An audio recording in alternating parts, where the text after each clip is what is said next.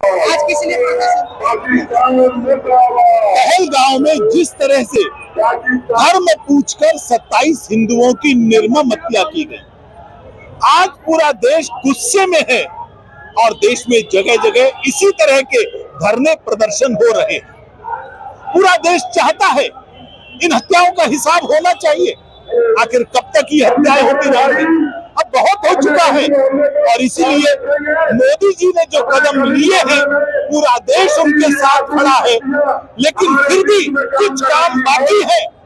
आज पाकिस्तान के टुकड़े होने चाहिए। जब तक पाकिस्तान रहेगा वो हिंदुस्तान को चैन से नहीं बैठने देगा। नफरत के कारण उसका जन्म प्रति वो दिखाई देती है। इसलिए हमारी मांग है मोदी जी से, बाकी जो करना है कीजिए, आप बहुत अच्छा कर रहे हैं, लेकिन भारत का एक ही एजेंडा अधूरा है और वो है पाकिस्तान के टुकड़े टुकड़े होना, गुलाम कश्मीर वापस लेना।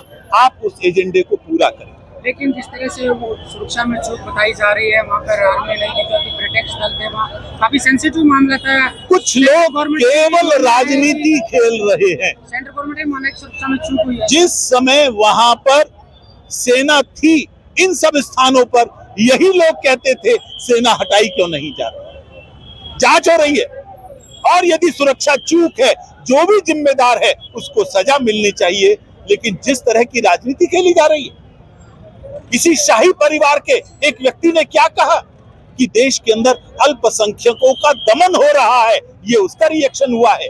उनको शर्म नहीं आती है? मुसलमान भारत में है, उतना पाकिस्तान और अफगानिस्तान में भी नहीं है। इसलिए हमने कहा है अब बहुत हो गया। जिहादी आतंकवाद की आड़ में तुम देश में अफरा तफरी मचाओगे, ये स्वीकार नहीं है। मोदी जी, तुम सीमा संभालो, देश के अंदर हम संभालें। 6 साल पहले पुलवामा में भी अटैक हुआ, उसकी कोई रिपोर्ट अब तक नहीं आई है। उसकी रिपोर्ट क्या, उसकी तो कार्यवाही हो गई है, जो पाकिस्तान भी मान रहा है। और मुझे लगता है इस बार ये कार्यवाही पूरी होगी।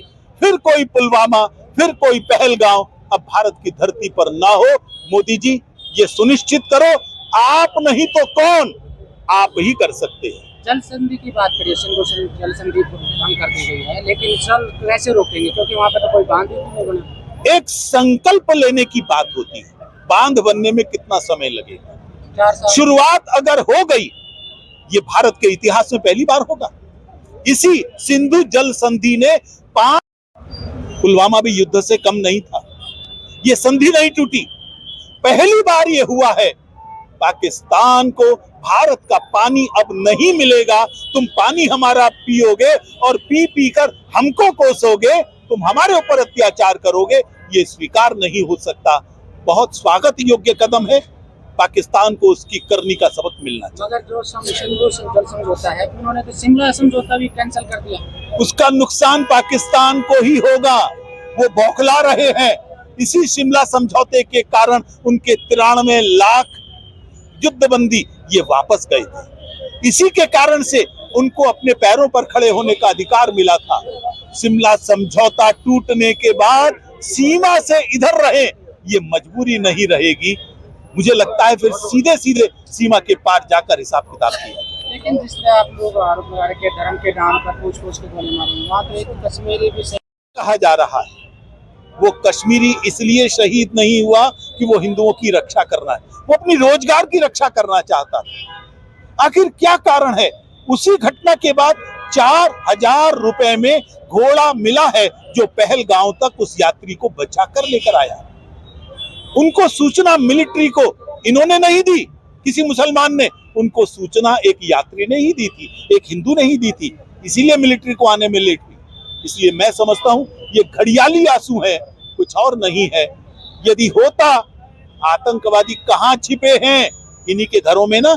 सारे पाकिस्तान तो नहीं चले गए होंगे। उनको हथियार किसने उपलब्ध कराए? उनको ड्रेस किसने दी? आखिर दी तो इन्हीं लोगों ने है। इसलिए घड़ियाली आंसू हैं। हम इन आंसुओं से प्रभावित नहीं होने वाले।